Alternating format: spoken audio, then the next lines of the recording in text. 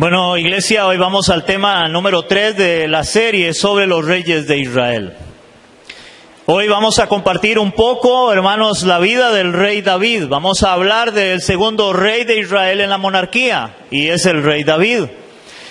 Hermanos, no vamos a tener todo el tiempo para compartir toda la vida de David, pero vamos a hablar algunas cosas que creo son muy relevantes y muy importantes en la historia del rey David, y en la cual debe ser relevante y de importancia para nuestras vidas hoy como cristianos en este caso.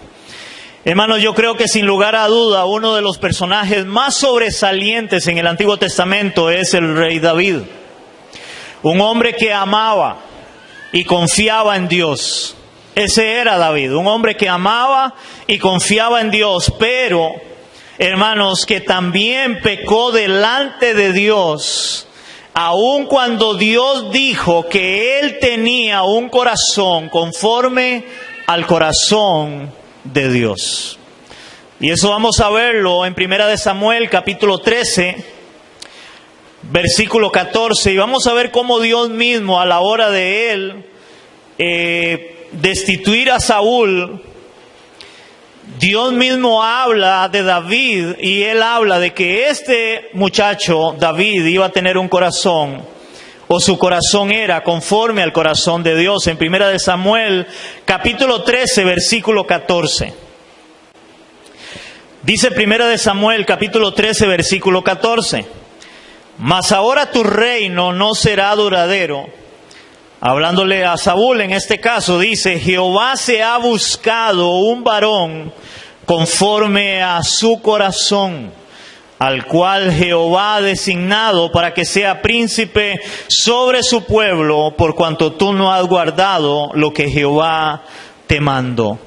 Entonces el mismo Dios dice de David, en este caso, de que David tenía un corazón conforme al corazón de Dios.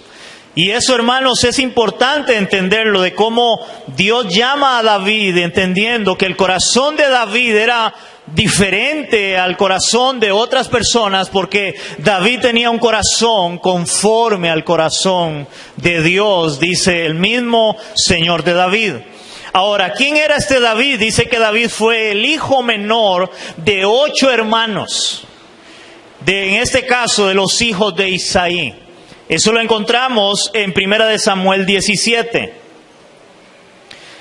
1 Samuel 17, versículo 12, dice la palabra: Y David era hijo de aquel hombre efrateo de Belén de Judá, cuyo nombre era Isaí.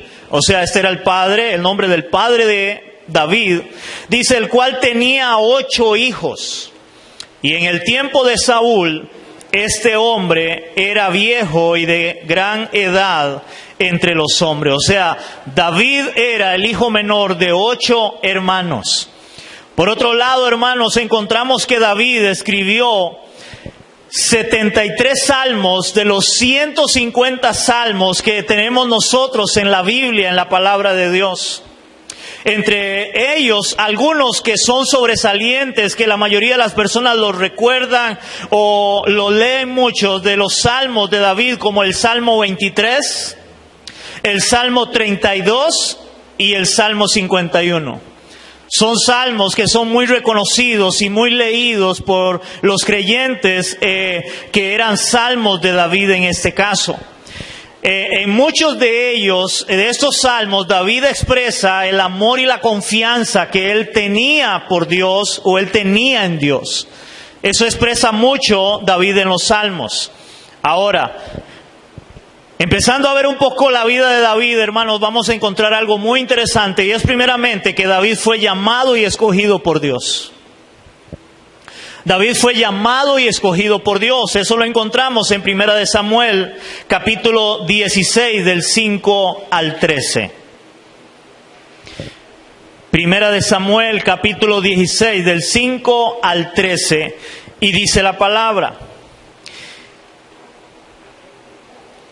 Dice, y respondió: Si vengo a ofrecer sacrificio a Jehová, santificaos y venid conmigo al sacrificio.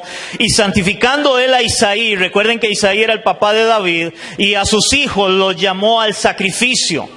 Aquí es Samuel llamando a ellos para poder ungir a David como rey de Israel, pero vamos a ver la historia, dice. Y aconteció que cuando ellos vinieron, dice, él vio a Eliab y dijo, de cierto delante de Jehová está su ungido. O sea, esto lo dice Samuel. Samuel ve a este hombre, a este hijo de Isaí, y él dice, este tiene que ser el ungido de Jehová. Pero dice el verso 7, y Jehová respondió a Samuel, no mire su parecer, ni a lo grande de su estatura, porque yo lo desecho. Porque Jehová no mira lo que el hombre mira, en este caso, pues el hombre mira lo que está delante de sus ojos, pero Jehová mira el corazón. Entonces llamó Isaí a Abinadab, y lo hizo pasar delante de Samuel, el cual dijo, tampoco a este ha escogido Jehová. Hizo luego pasar Isaí a Sama, y él dijo, tampoco a este ha escogido Jehová. E hizo pasar Isaí 7 hijos suyos delante de Samuel, pero Samuel dijo a Isaí, Jehová no ha elegido a estos. Entonces dijo Samuel a Isaí, ¿son estos todos tus hijos? Y él respondió, queda aún el menor que apacienta las ovejas. Y dijo Samuel a Isaí, envía por él, porque no nos sentaremos a la mesa hasta que él venga aquí. Envió pues por él, y lo hizo entrar, y era rubio, hermoso de ojos y de buen parecer. Y entonces Jehová dijo, levántate y úngelo, porque este es. Versículo 13, y Samuel tomó el cuerno del aceite y lo ungió en medio de sus hermanos, y desde aquel día en adelante el Espíritu de Jehová vino sobre David, y se levantó luego Samuel y se volvió a Rama. Hermanos, es interesante cómo Dios es el que llama y el que escoge a David. Es Dios quien llama, es Dios quien escoge a David.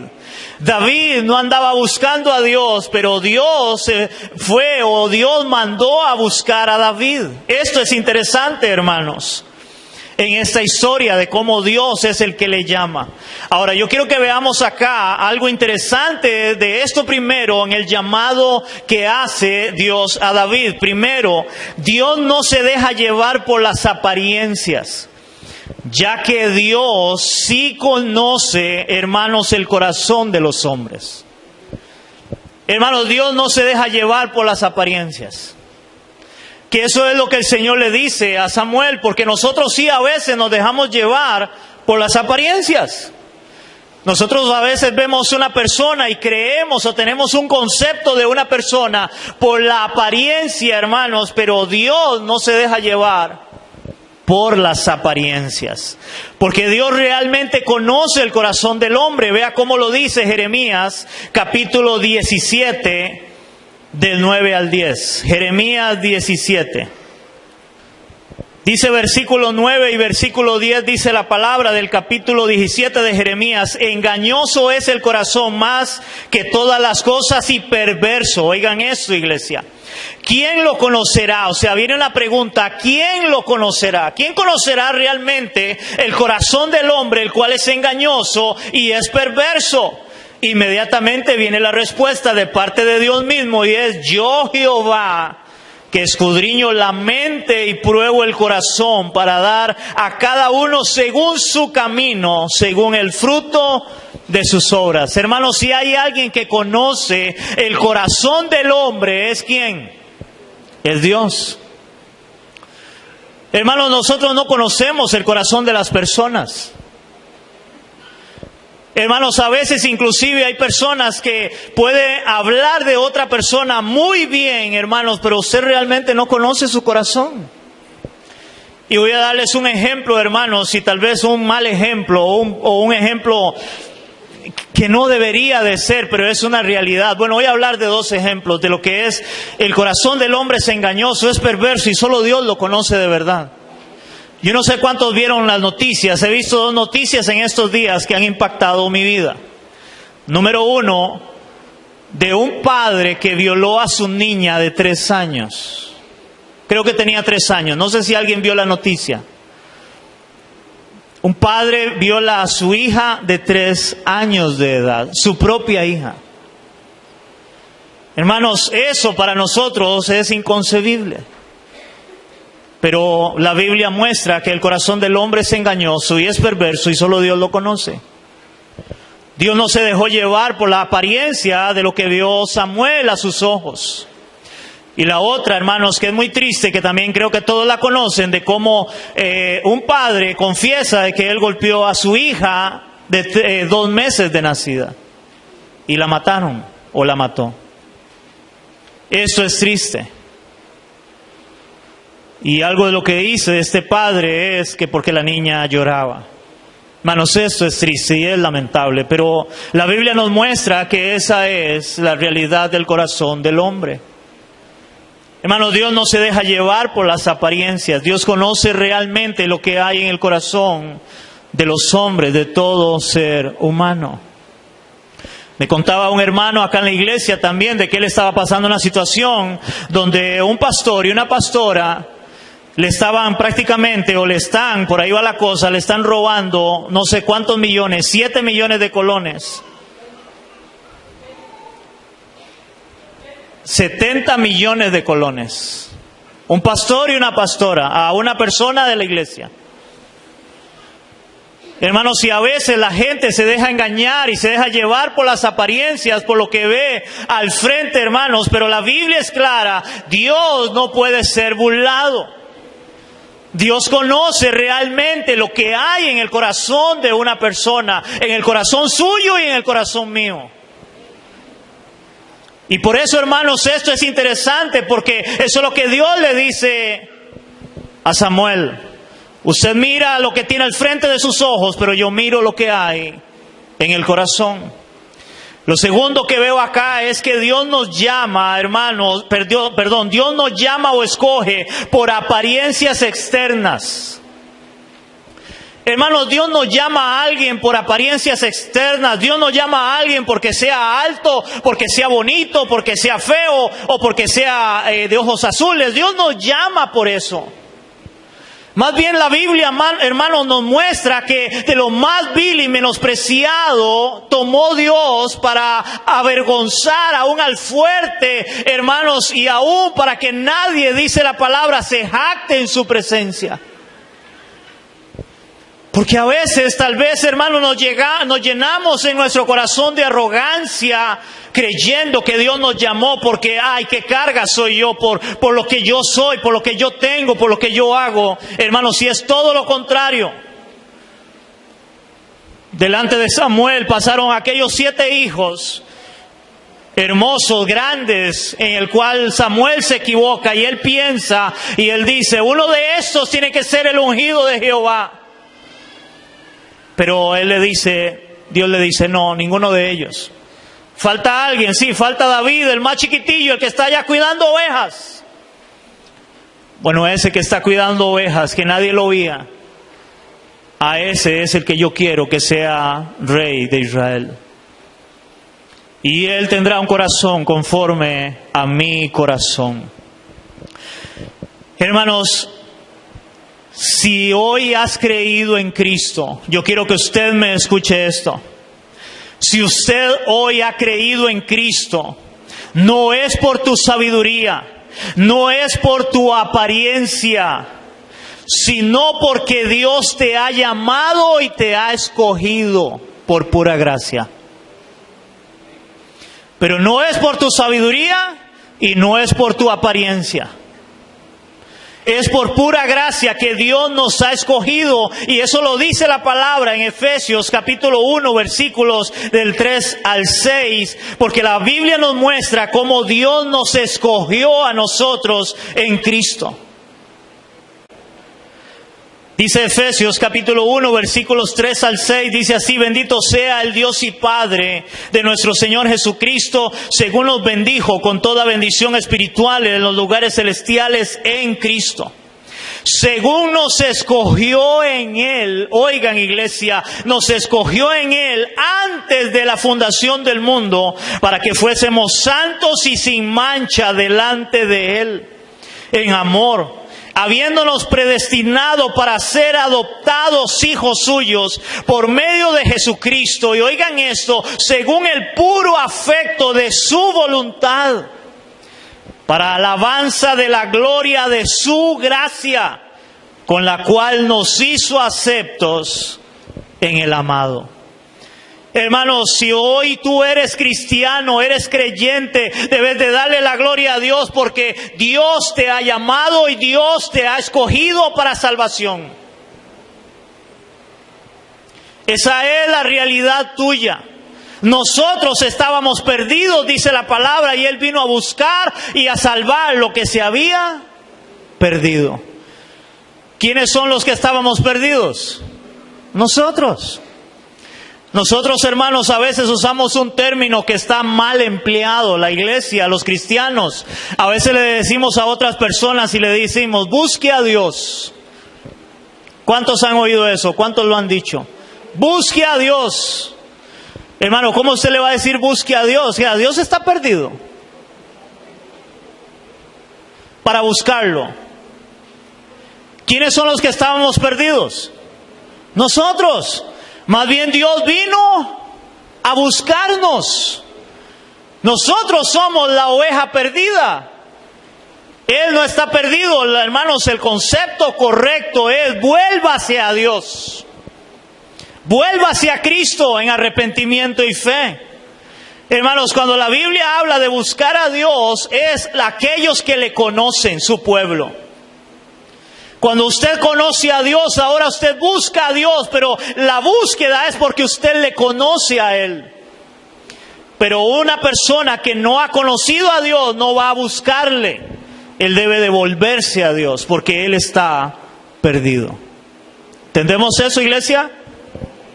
Ahora, hermanos, entendiendo que Dios es quien nos llama y quien nos escoge, hermanos, yo esto lo encerré entre paréntesis. Esto debe de hacernos caminar con humildad. Hermanos, esto debe de hacernos a nosotros caminar con humildad.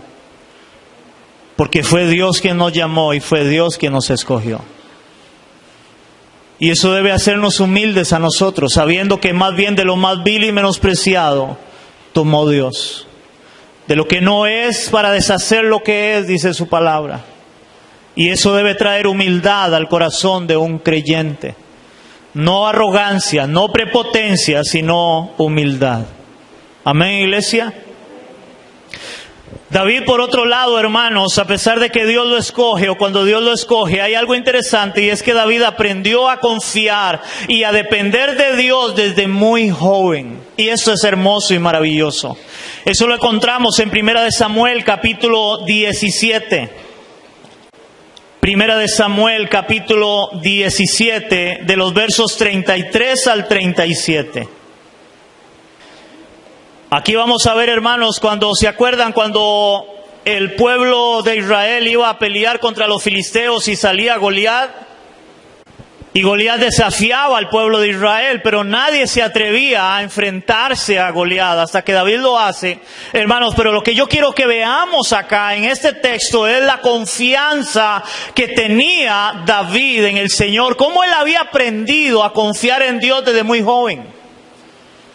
Y eso es lo que quiero que veamos acá en 1 Samuel 17, del 33 al 37, y dice así. Dijo Saúl a David, no podrás tú ir contra aquel filisteo para pelear con él, porque tú eres muchacho, y él un hombre de guerra desde su juventud. David respondió a Saúl, tu siervo era pastor de las ovejas de su padre, y cuando venía el león o un oso, y tomaba algún cordero de la manada, salía yo tras él y lo hería y lo libraba de su boca, y se levantaba. Y si se levantaba contra mí, yo le echaba mano de la quijada y lo hería y lo mataba. Fuese león, fuese oso, tu siervo lo mataba, y este filisteo incircunciso será como uno de ellos, porque ha provocado al ejército del Dios viviente. Versículo 37, y añadió David, Jehová, que me ha librado de las garras del león y de las garras del oso, Él también me librará de la mano de este filisteo. Y dijo Saúl a David, ve y Jehová esté contigo. Hermanos, yo sé que la mayoría toman este pasaje solo para hablar cuando David derrota a Goliat y ponen en el gigante como los problemas y las circunstancias, hermanos. Pero si hay algo que nosotros como iglesia debemos de aprender de este pasaje, hermanos, era en quién estaba confiando David. ¿En dónde estaba la confianza de David? David no estaba confiando en él. David no tenía su confianza puesta en lo que él podía hacer. Hermanos, la confianza de David estaba única y exclusivamente ¿en quién? En Dios. Hermanos, la confianza de David para poder derrotar a este gigante, hermanos, era porque él había puesto toda su confianza en Dios. Y David lo expresa desde muy joven, como él cuidando ovejas.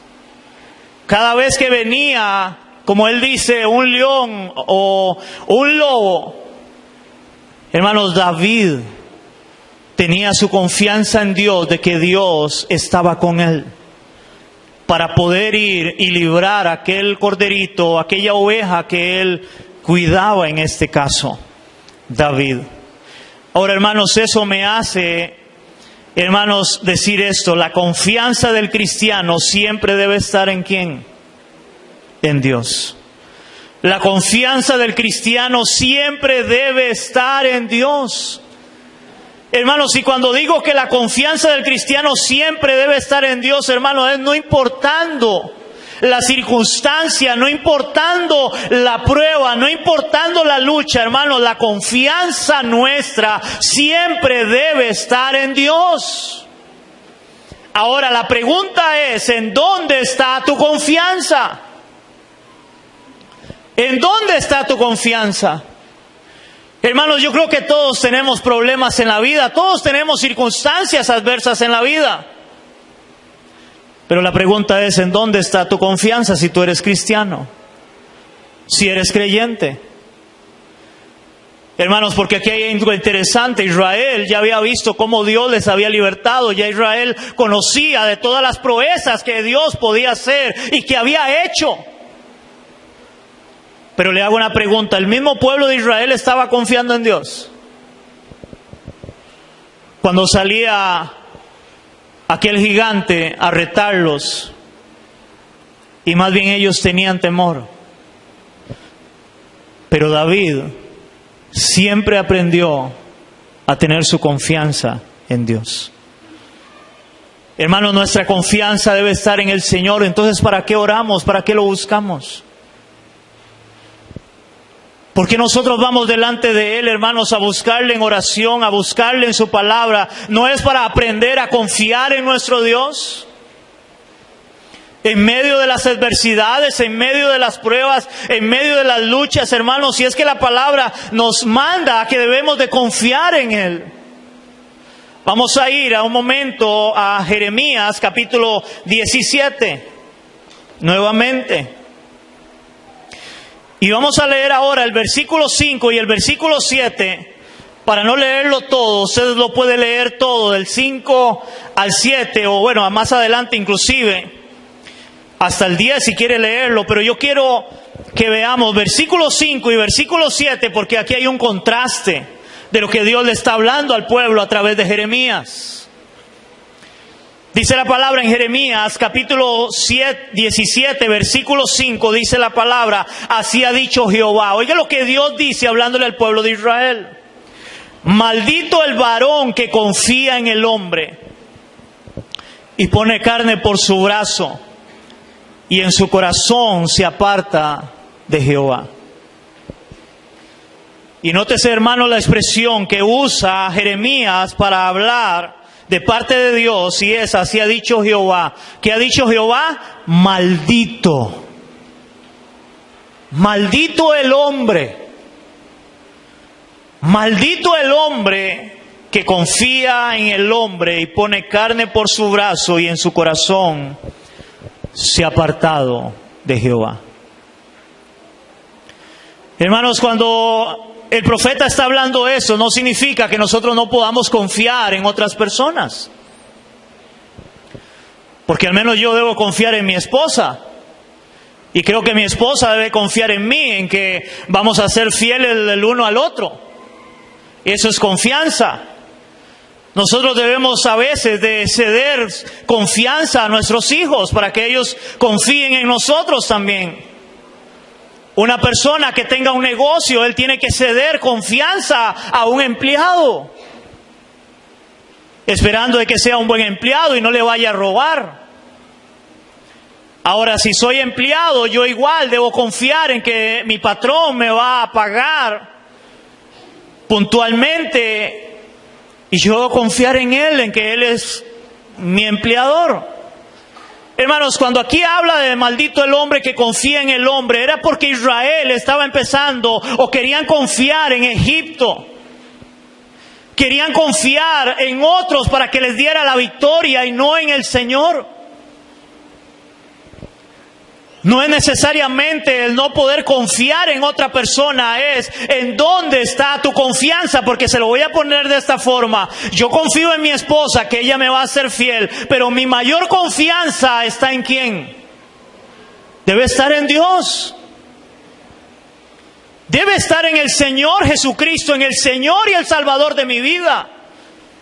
Mi mayor confianza debe estar en Él. Yo puedo confiar en mis hijos, pero mi mayor confianza debe estar en Dios. Un dueño de empresa debe confiar a sus empleados, pero su mayor confianza debe estar en Dios.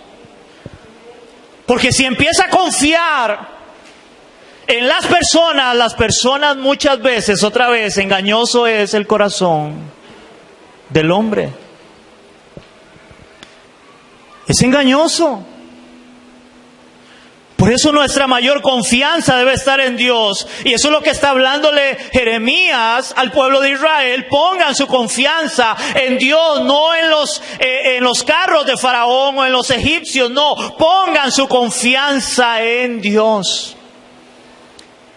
Aún es interesante porque Jeremías estaba hablándole de que ellos iban a ser cautivos por los babilonios y que iban a llegar a estar 70 años siendo esclavos. Pero aún así ellos tenían que aprender a confiar en Dios, no en los hombres. Ahora la contraparte o el contraste en el versículo 7. Dice el versículo 7. Por otro lado, bendito el varón que confía en ¿quién?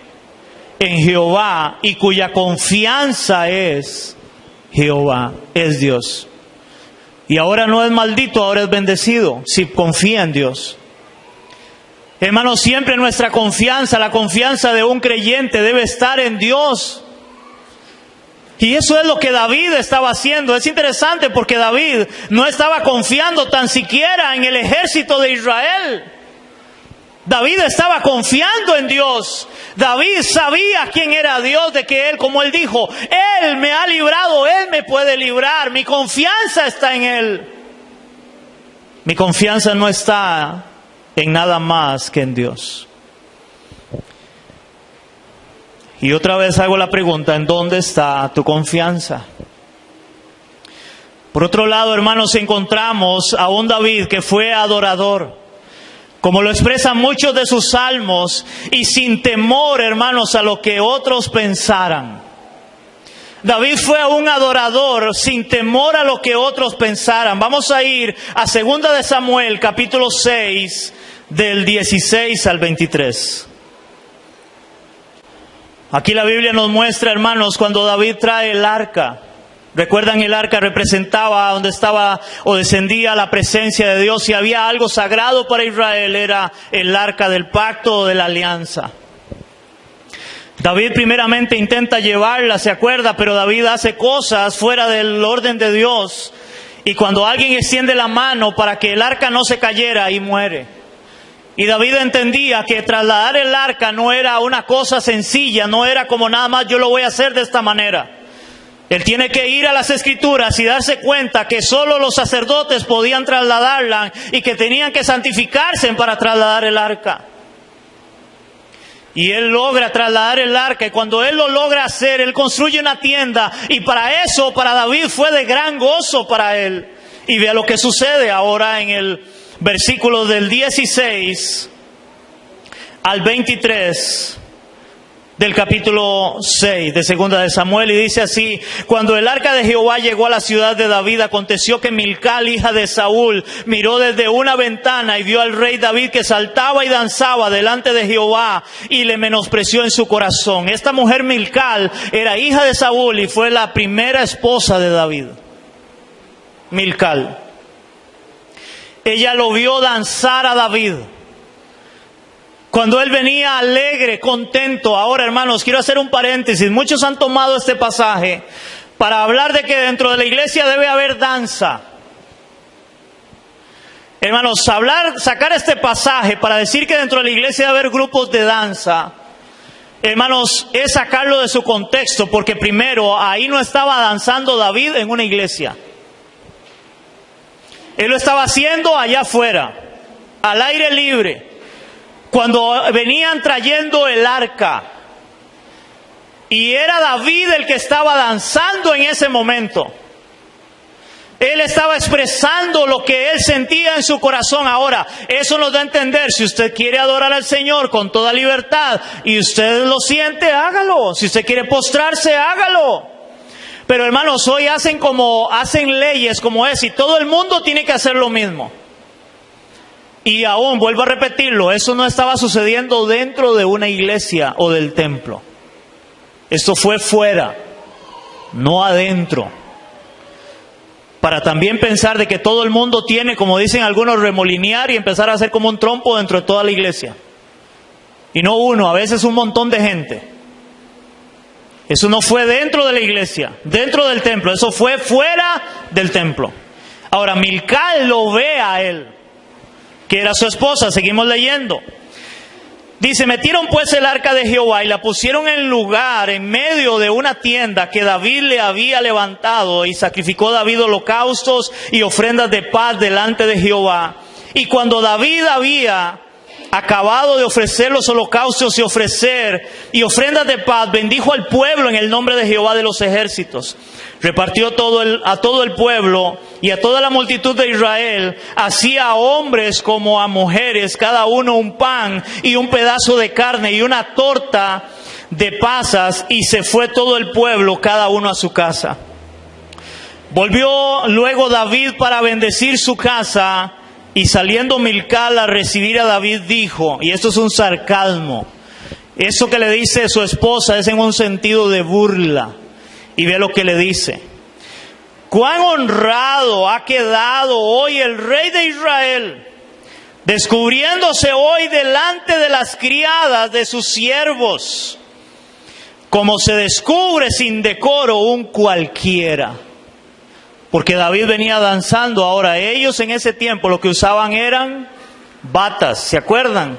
Y aún a veces cuando iban a la guerra, ellos, yo no sé si ustedes se lo han visto, ellos usaban como un tipo de minifalda, podríamos decirlo, ¿verdad?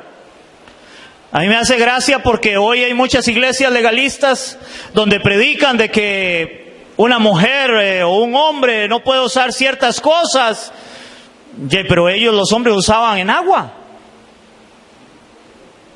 Entonces, imagínense, se iba a condenar porque usaba en agua. En Escocia los hombres usan en agua. Hermanos, hay cosas que a veces hay que ver el contexto cultural. Para definir una vestimenta de hombre y de mujer en aquel tiempo era por el color de la tela y el tejido de la tela. Para saber si era de hombre o de mujer, pero usaban batas igualmente. Y David danzando, pues se empezaron a levantar los chingos, diría mi abuela, ¿verdad? Cuando él venía danzando, porque él venía gozoso de ver que pudo trasladar el arca. Para él era importante, porque era donde descendía la presencia de Dios. Y ahora su esposa lo ve a él y ella le reclama y le dice: usted hizo algo que es indigno. Ahora veamos la respuesta de David. Versículo 21. Entonces David respondió a Milcal: fue delante de Jehová quien me eligió en presencia de tu padre y de toda tu casa, para constituirme por príncipe sobre el pueblo de Jehová, sobre Israel. Por tanto, danzaré delante de Jehová. Aún me haré más vil que esta vez y seré bajo a tus ojos. Pero seré honrado delante de las criadas de quienes has hablado. Y Milcal, hija de Saúl, nunca tuvo hijos hasta el día de su muerte. Wow. Hermanos, esto creo que debe dejarnos algo claro. No nos debe de importar lo que otras personas piensen de nosotros. Óigame en esto, si buscamos adorar y agradar a Dios en lo que hacemos como cristianos. Vuelvo a leer esto. No nos debe importar lo que otras personas piensen de nosotros, si buscamos adorar y agradar a Dios en lo que hacemos como cristianos. Hermano, no nos debe importar. A David no le importó que su esposa no le gustara, porque él quería agradar ¿a quién? Agradar a Dios. Hermano, si hoy la iglesia cambiara las preguntas, ¿y qué le digo de las preguntas? Porque hoy a veces la gente pregunta: pastor, esto es malo, pastor, esto es pecado, pastor, ¿puedo hacer esto o no puedo hacerlo? Si cambiáramos las preguntas esas por una sola pregunta, es: Señor, ¿esto que voy a hacer es de agrado para ti? Yo creo que cambiaría muchas cosas. Si hoy el cristiano antes de hacer algo se preguntara, si el joven hoy antes de hacer algo se preguntara: Señor, ¿esto es agradable a tus ojos? ¿Esto que voy a hacer es agradable para ti? Ahora, cuando usted pregunte si esto es agradable para ti al Señor, no esté viendo si otro hace o no hace, si lo hizo o no lo hizo. Hermanos, Dios es personal.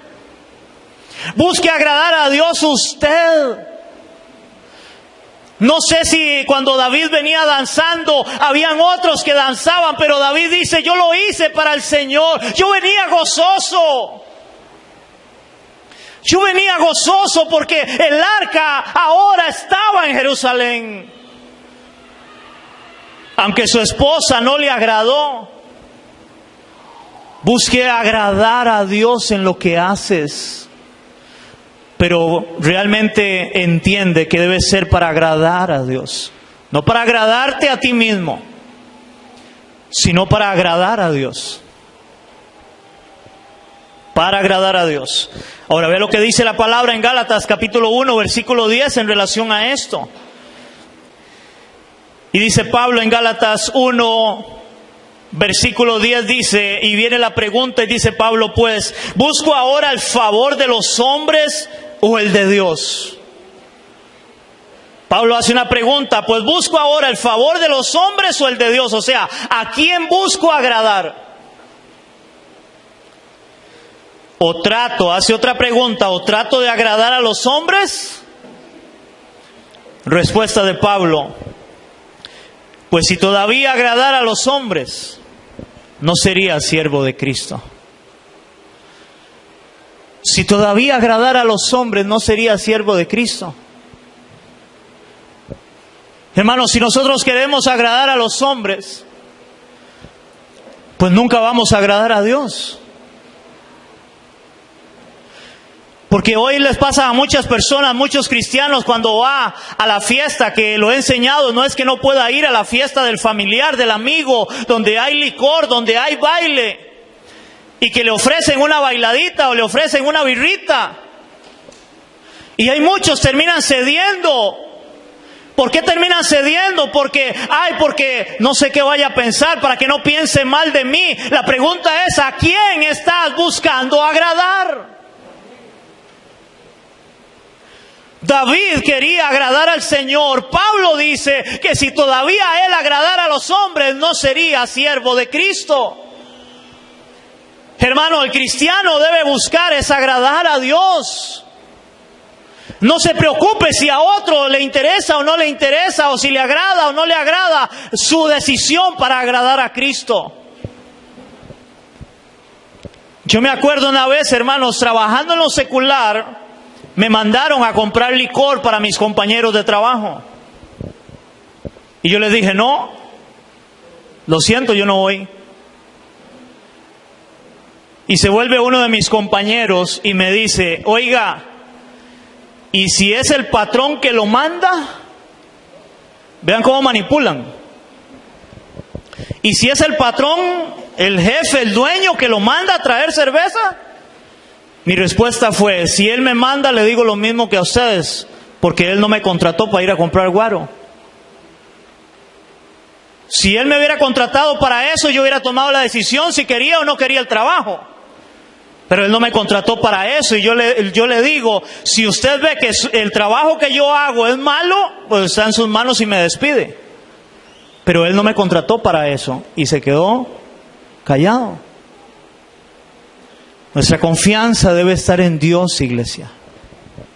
Y debemos de buscar agradar es a Dios y no a los hombres.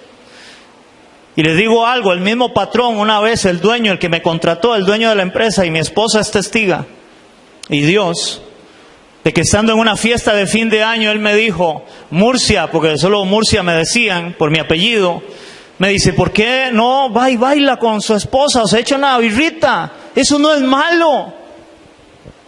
Vea a los otros ahí bailando y con una birrita, estamos aquí celebrando fin de año. ¿Y saben cuál fue la respuesta que yo le di a mi patrón? Yo le dije, Julano, para no decir el nombre, porque muchos lo conocen. Hay caminos que al hombre le parecen rectos y su final es camino de muerte. No, muchas gracias. ¿A quién buscamos agradar nosotros como cristianos?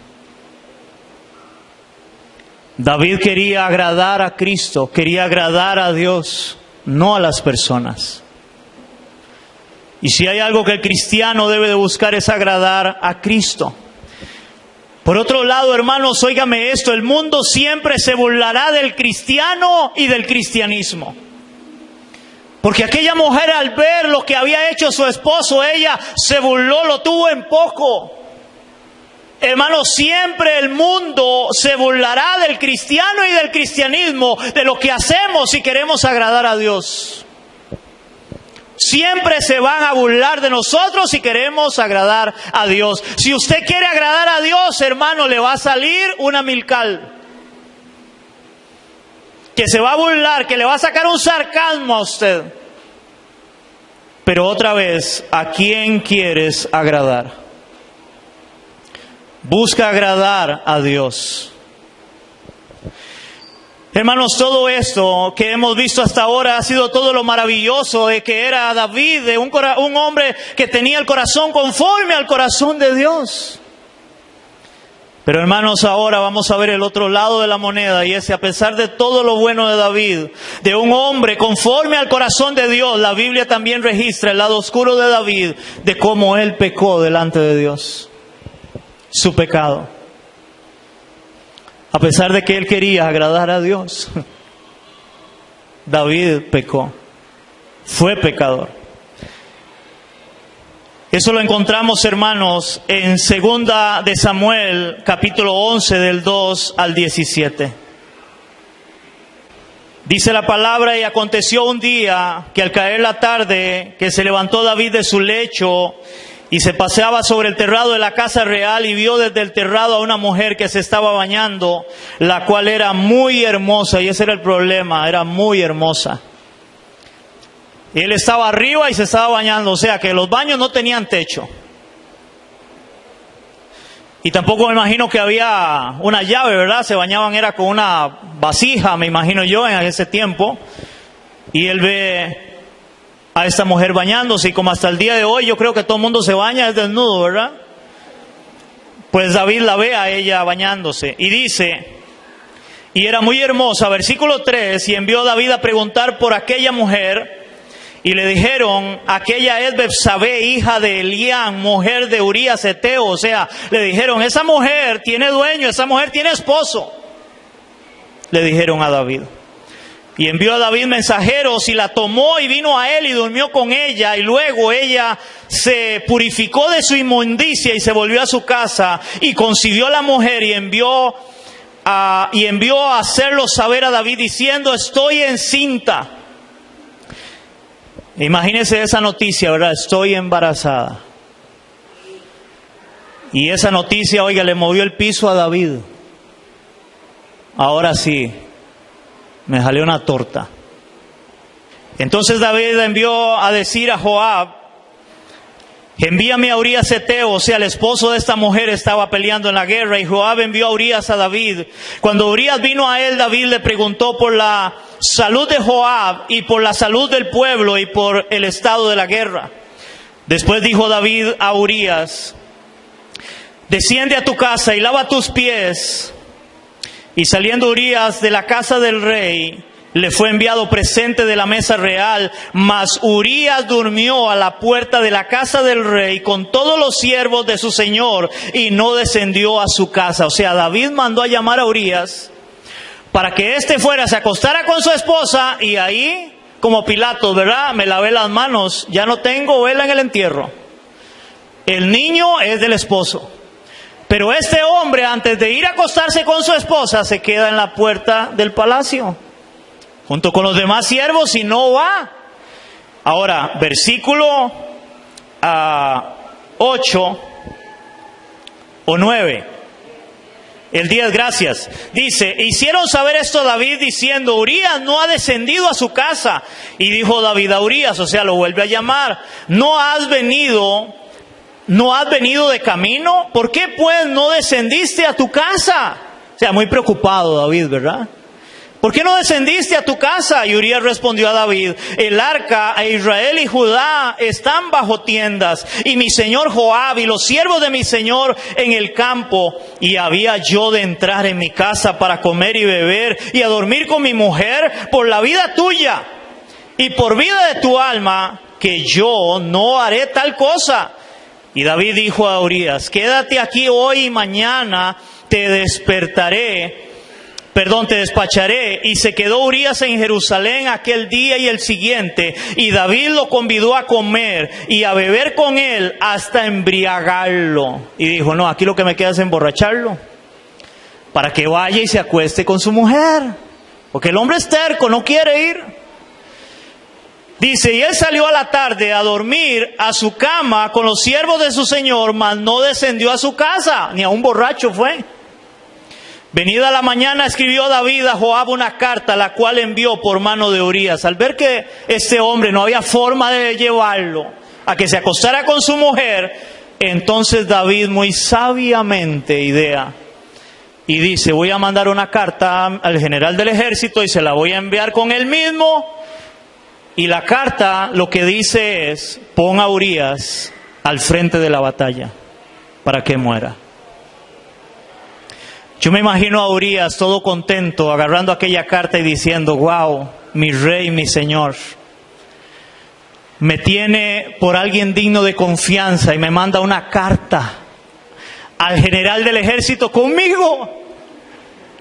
Yo voy a ir a llevársela. Y lo que no sabía era que llevaba la sentencia de muerte en su mano. Eso hizo el hombre conforme al corazón de Dios. Y la historia termina diciendo, no la voy a terminar por el tiempo que me está acabando. Urías va al frente y él muere y le hacen llegar la noticia a David de que realmente había muerto.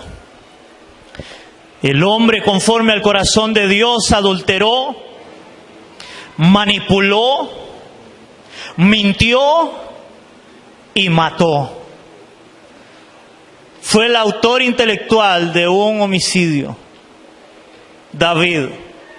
Recuerda, hermano, el corazón del hombre es malo y engañoso. David sacó parte oscura de su corazón. A pesar de que él amaba a Dios y él quería, hermanos, obedecer a Dios, él quería agradar a Dios, pero igualmente había algo oscuro en David, su pecado. ¿Por qué? Porque todos somos pecadores. Hermanos, y oiga esto. Por lo cual, hermanos, Dios confronta a David con su pecado. Dios confronta a David con su pecado, y esta historia, hermanos, hay que leerla. Segunda de Samuel, capítulo 12, del 1 al 13. Dice la palabra en segunda de Samuel 12, del 1 al 13, dice: Jehová envió a Natán a David, el profeta. Y viniendo a él le dijo: habían dos hombres en una ciudad, uno rico y otro pobre. El rico tenía numerosas ovejas y vacas, pero el pobre no tenía más que una sola corderita que él había comprado y criado, y que había crecido con él y con sus hijos juntamente, comiendo de su bocado y bebiendo de su vaso y durmiendo en su seno, y la tenía como una hija.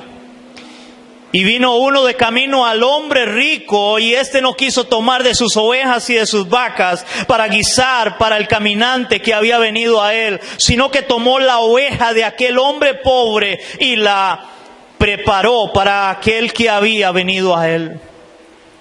Entonces se encendió el furor de David en gran manera contra aquel hombre, y dijo a Natán: vive Jehová, que el que tal hizo es digno de muerte, y debe pagar la cordera con 4 tantos, porque hizo tal cosa y no tuvo misericordia.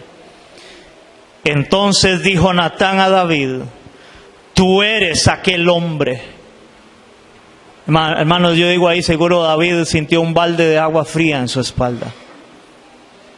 Él estaba airado. Y el profeta le dice: tú eres ese hombre, David. Tú fuiste el que tomaste la corderita de aquel que solo tenía una única cordera, Urías, que solo tenía su esposa. Él tenía vacas, él tenía otras ovejas, él tenía mujeres. Pero él quiso aquella corderita. Y le dice: tú eres aquel hombre, ha dicho Jehová Dios de Israel, yo te ungí por rey sobre Israel y te libré de la mano de Saúl y te di la casa de tu Señor y las mujeres de tu Señor en tu seno. Además te di la casa de Israel y de Judá, y si esto fuera poco, te había añadido mucho más. ¿Por qué pues tuviste en poco la palabra de Jehová, haciendo lo malo delante de sus ojos? A Urías Eteo heriste a espada y tomaste por mujer a su mujer, y a él lo mataste con la espada de los hijos de Amón. Por lo cual ahora no se apartará jamás de tu casa la espada, por cuanto me menospreciaste y tomaste la mujer de Urías Eteo para que fuese tu mujer. Así ha dicho Jehová: he aquí, yo haré levantar el mal sobre ti de tu misma casa, y tomaré tus mujeres delante de tus ojos y las daré a tu prójimo, el cual yacerá con tus mujeres a la vista del sol, porque tú lo hiciste en secreto, mas yo lo haré esto delante de todo Israel y a pleno sol. Entonces dijo David a Natán: pequé contra Jehová. Y Natán dijo a David: también Jehová ha redimido tu pecado, no morirás. 2 cosas. El hijo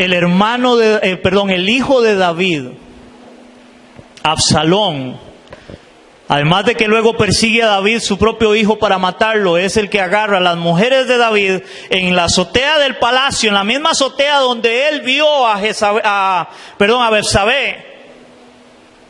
En esa misma azotea, el hijo de él pone una tienda abierta y empieza a tener relaciones con todas las mujeres de David.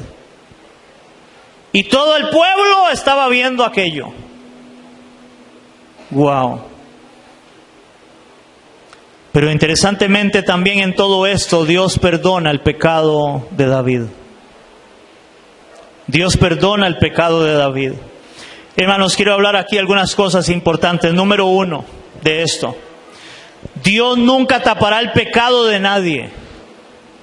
Óigame, iglesia, Dios nunca tapará el pecado de nadie, sino que lo confrontará para que haya arrepentimiento como lo hubo en David. Dios confronta a David con su pecado para que se arrepienta, y es lo que David hace. De ahí el Salmo 32 y el Salmo 51, donde David expresa su arrepentimiento para con Dios porque había pecado contra Dios. David reconoce su pecado. Ahora, segundo, hermanos, el pecado siempre trae consecuencias. David le trajo consecuencia su pecado a pesar de que Dios lo había perdonado. Tercero, así como Dios usó a Natán, hermano, óigame esto, así como Dios usó a Natán para confrontar a David por su pecado, hoy Dios usa a los predicadores con su palabra para confrontar el pecado igualmente. Hermanos, otra vez, así como Dios usó a Natán para que fuera a confrontar a David con su pecado, Dios usa hoy a los predicadores con su palabra para confrontar el pecado y que el hombre se arrepienta y se vuelva a Cristo igualmente. Hermanos, por eso la predicación de la palabra tiene que llevar al arrepentimiento del pecado y a confrontarnos con nuestro pecado. No como hoy, que muchos han hecho de la iglesia, del altar, un circo, un vacilón, un show para predicar, para enseñar, para contar chiles, para entretenerle, para hacerle sentir bien. No, hermanos, esto es serio. Es para que nuestro pecado sea confrontado delante de Dios y poder arrepentirnos igualmente y volvernos a Él en aquello que hemos pecado y fallado delante de Dios. Si David pecó, hermano, usted y yo también pecamos.